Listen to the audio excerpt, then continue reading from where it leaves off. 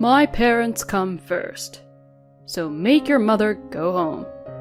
It was at this point that my love for my husband has completely disappeared. Right, let's go home then, he grinned. Finally, you're going to obey me. Well, then make sure to look after our house. I ignored my husband's words and began to walk into the inn with my parents. Hey, what the hell are you doing? The inn's exit is the other way over there. Huh? Because you told me to go home, didn't you? That's why we're going home. Huh? What the hell are you talking about? This inn is my father's parents' home, you know?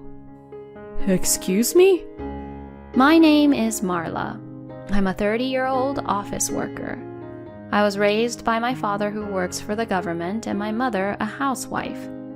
I respect both of my parents, my father who is strict but teaches me the right path, and my mother who is understanding, flexible in her thinking, and having a calm aura.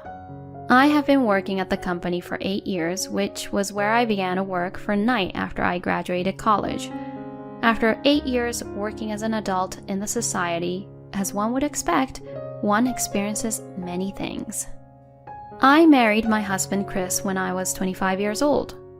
When I was 27, I gave birth to our first child, our son, Aaron. After taking maternity and childcare leave, I returned to work and now work as an office worker while raising our son and taking care around the house. Although my husband is kind in some ways, there are some things I like to complain about. First of all, Chris basically doesn't do any of the housework. I don't blame him for not being able to cook well. My husband lived at his parents' house all his life until we got married, so he has never cooked on his own. However, I would like him to do at least the laundry and cleaning around the house, which anyone can do as soon as they learn them, but he always puts the responsibility onto me by saying, Marla, you always get it done quicker than me, so... At first, everyone is slow, but as you get used to it, you'll get faster at it too. I would explain that to him, but he would give vague answers and eventually not do it.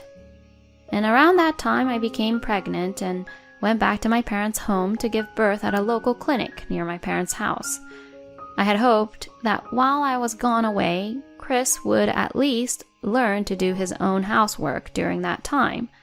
But apparently, my mother-in-law had moved in and taken care of the house chores while I was gone. Hearing this story, I was disappointed and decided to stop having expectations about my husband doing the housework for me. Another frustration was the presence of my parents-in-law. As I mentioned earlier, my mother-in-law spoils her only son, my husband, and visited us frequently. She also seems to think that her adorable only son was taken away by me, his wife, and she would always glare at me. Marla, what is this? What the heck is this dish? Well, obviously it's curry. I know that it's curry. Huh? Then why would she even ask me that question? Where are the meat?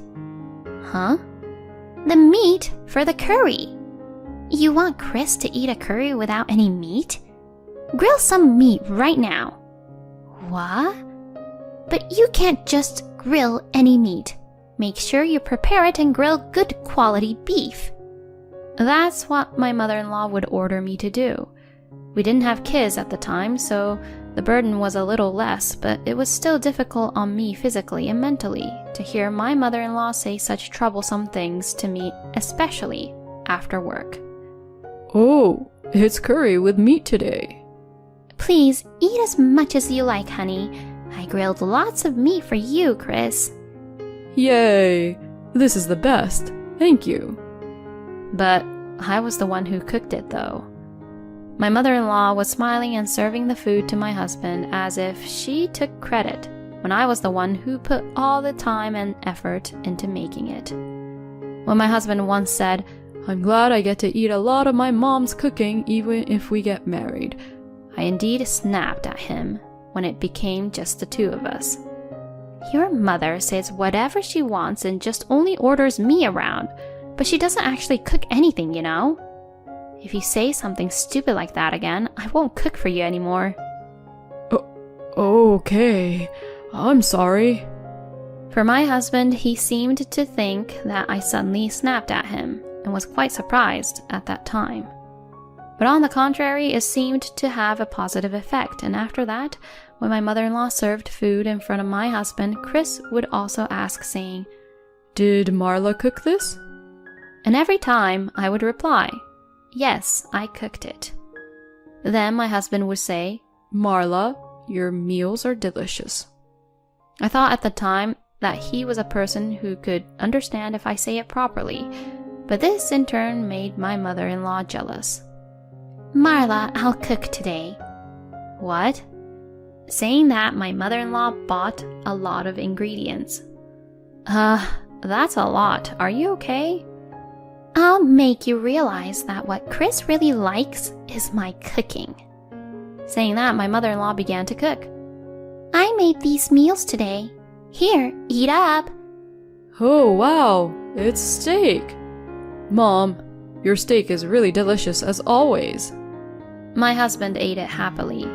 Seeing this, my mother-in-law said with a look of triumph, See, my cooking is better than yours, isn't it? But to be honest, I didn't feel irritated at all or anything like that. It didn't matter how good my mother-in-law was at cooking, because it was a given that the food was delicious. All of the ingredients my mother-in-law bought were from high-end stores, and the meat for the steaks were quite expensive. I mean, if she bought it from a place like that, it'd be actually hard to make it not tasty. I may have overspent a little though, so Chris, I'm sorry. My mother-in-law would pretend to apologize like that to Chris.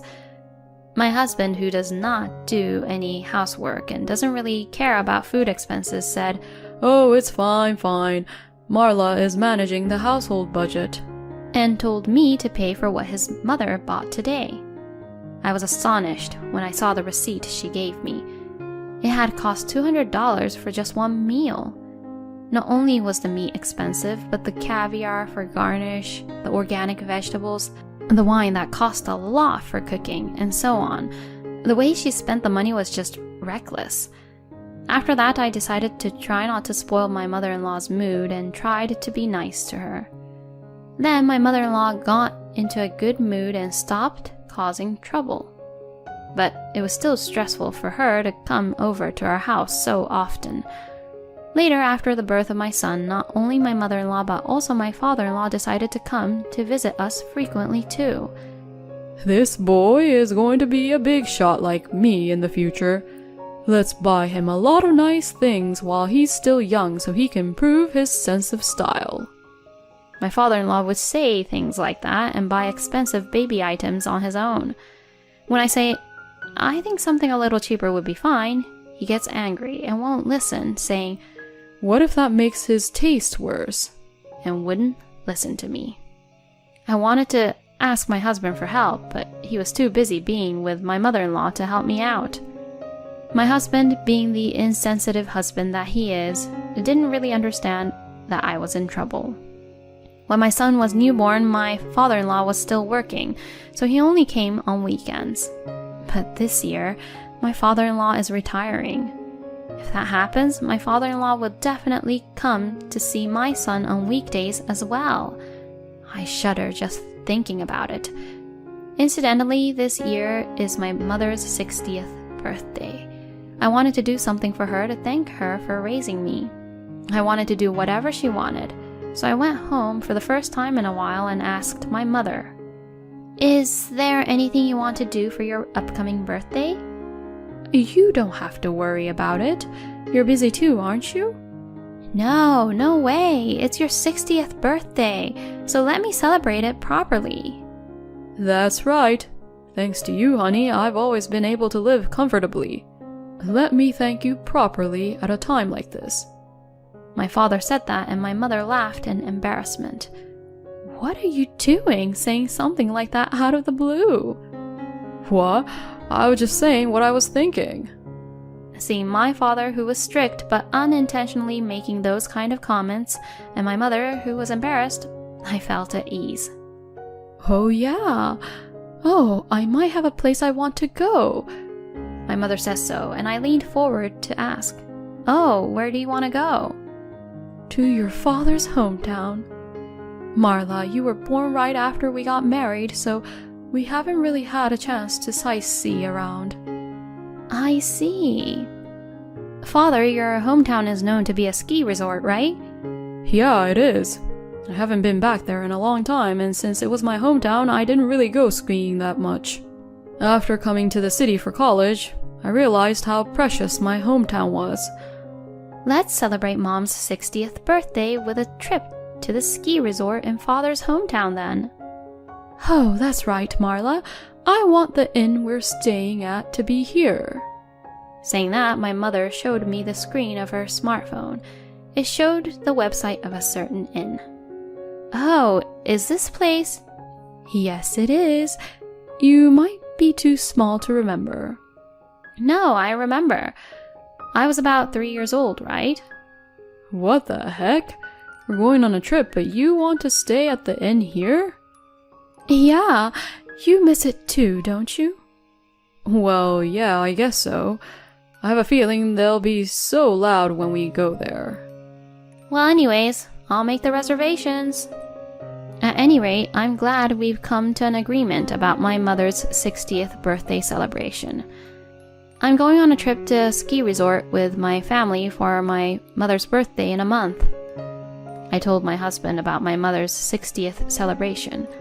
I see. So your mother is already turning 60 years old, huh? Have fun. Yeah, thanks.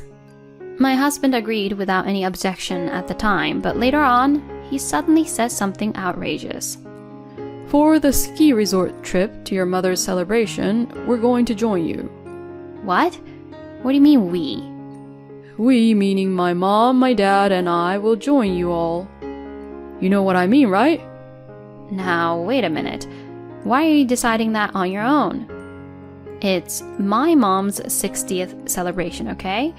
You're supposed to at least ask if you can take your parents, right?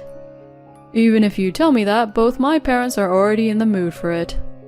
The ski resort we're going to stay at is a popular, luxurious inn that's been featured in magazines and on the TV, right? They were saying that it's not fair that you guys are the only ones going to it. Huh?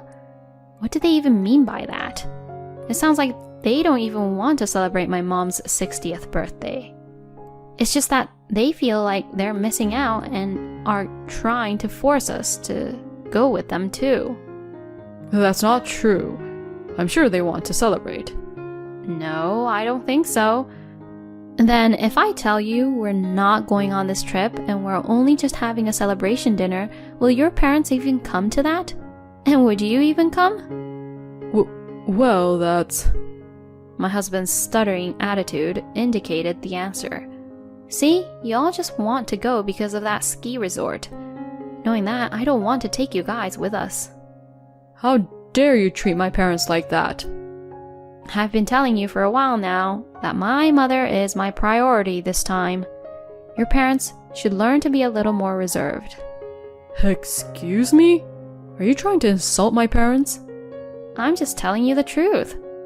They come over often and were being really rude to me. That's enough. I'm disappointed in you. Since my mom and dad are already ready to go on that trip, we'll stay at the inn on our own. Fine. I see. Then why don't you do whatever you want? And like that, we had a big argument. Then we didn't talk to each other at all for a long time. I mean, there are only about 2 weeks left until our trip, and I don't think my husband can even make a reservation. Well, it doesn't matter to me. And we stayed like that as we welcomed the day of the trip. My husband was getting ready early in the morning with his larger luggage. What the heck? So he was able to make a reservation, huh? I was a little disappointed, but decided that I would never go with him. I got ready to leave as well. We left the house at about the same time and we both got into our own cars. It took us a little longer to leave because I had to put my son in the car than he did. We then stopped at my parents' house to pick up my parents, and then it was off to my father's hometown. We decided to leave our luggage at the inn first, so we went straight to the inn. It seemed that my husband and his parents were thinking the same thing, and we saw them at the reception desk first. Seriously? Can't believe we'd meet them here so easily like that. When we arrived at the reception, my husband said something outrageous. I'm Marla Linden, and we have a reservation for 3 people. What? I couldn't believe my ears. Wait a minute, what are you doing? Huh? Who are you? You just tried to spend the night at the inn trying to use my reservation name. Don't say such a thing. I made the reservation under my mother's name. My husband acted as if he was a stranger to me and said such an outrageous thing. In short, he tried to take away the reservation I had made by making my mother-in-law into someone named Marla Linden. As expected, even my parents were appalled by seeing how my husband acted. I was ashamed that such a man was my husband, no matter how much we were in a fight. The receptionist, a young woman, was bewildered by the trouble unfolding before her. Since we were getting nowhere, I decided to show her my ID. I am the real Marla Linden. The staff member said, "Yes, ma'am. Thank you for presenting your ID card." And they recognized me as their proper guest. Then my husband and in-laws started to make a fuss. Hey, do you want to exclude us that badly? What a terrible wife you are. What a selfish woman you are. My in-laws were making a fuss without having any care in the world who was looking at them. And then my husband says something outrageous. My parents come first, so make your mother go home already. He had tried to stay at the inn by pretending to have his mother be me, and now he was forcing me to give him the right to stay at the inn. It was at this point that my love for my husband had completely disappeared. Right, well, let's go home then. He grinned. Finally, you're obeying me. Well then, make sure to look after our house well.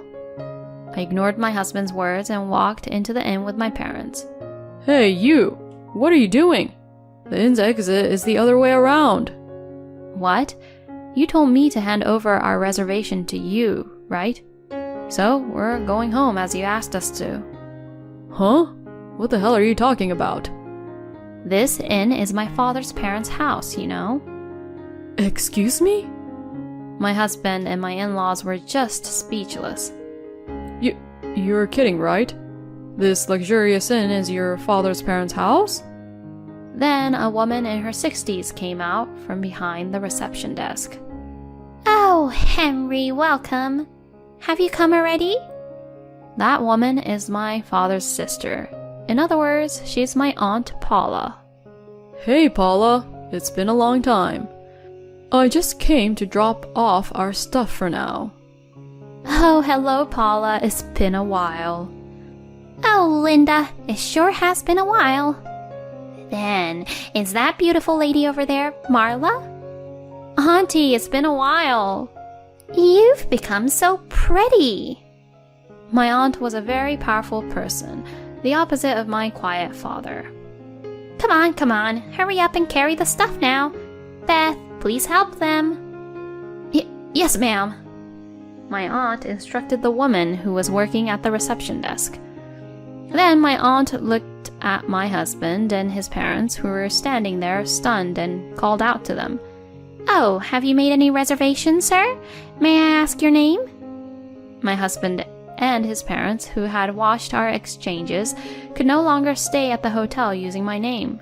But my parents-in-law didn't care. We had made reservations to stay with Marla, you see. That's right. There should have been a reservation for 6 people. I can't believe my parents-in-law would say such things like that. Then my husband started to get in on it too. That's right. And yet, we were told that the reservation was only for 3 people. Isn't that strange? It was your mistake, wasn't it? Shouldn't you have prepared a room for us somehow? It was beyond the disappointment I had for them. They were just doing too much. My father was clenching his fists and was about to snap. Then my aunt stood in front of my husband and his parents and began to apologize. I am very sorry that this was so unpleasant to you all. However, in order to provide the best hospitality, our inn can only accommodate a maximum of 3 people in any room. Therefore, I think that the statement that there should have been a reservation for 6 people is incorrect, sir. My parents-in-law and my husband's faces turned pale. If you are still not convinced by this, I have the recorded data of the voice call when Marla Linden made the reservation. So, if you don't mind, I can check that too if you like. When my aunt said this with a dignified expression, my parents-in-law and my husband flinched and said, We might be mistaken, and left right away. Oh, Auntie, you're cool. I don't know what that was, but I felt like I shouldn't have invited them in. Well, we can't let them stay at our place because it's fully booked to begin with anyways. I see. My father, being a fighter, must have come from how he was brought up in this hometown. My father and aunt are so similar in that respect. After that, we went to my father's parents' house, which is adjacent to the inn, and greeted my grandparents. My father was embarrassed by the many things my grandparents had said to him. We then enjoyed sightseeing in the ski resort, enjoyed delicious food at the luxurious inn owned by my father's family, and stayed in a comfortable room. We also gave my mother her birthday gift and celebrated with my father's family. My mother looked very happy, so I am glad that we were able to carry out the plan. By the way, when I got home, I confronted my husband with the divorce papers. My husband was surprised and angry, but I had my parents there too, so he could not speak strongly to me. My father was very angry about what had happened at that inn and put tremendous pressure on my husband. My husband was completely scared by that and finally signed the divorce papers. Thus, our divorce was finalized. I demanded that there be no division of property and that I have custody of my son. Of course, I also demanded that my husband pay child support. My husband looked unconvinced, but when my father glared at him, he said, That's fine, and accepted the terms. After that, I returned to my parents' home, and with the help of my parents, I am raising my son while working as a single mother. By the way, my ex-husband blamed my ex-parents-in-law, saying, It's you two's fault that I got divorced, and cut off ties from them. Then Chris's mother, who loves her son dearly, blamed her husband, saying, It's your fault that my son is gone, and blamed everything onto Chris's father. Then Chris's father, who felt offended, said, Well then, let's get a divorce. And now they're both divorced too. I didn't think it would end up like that, but it was hilarious, and I think they all got what they deserved. I, on the other hand, am very happy with my family. My mother's room is decorated with family photos taken together to celebrate her 60th birthday, and we talk about going on trips together again. Thank you for watching to the end. Please subscribe to our channel if you like. See you in the next video.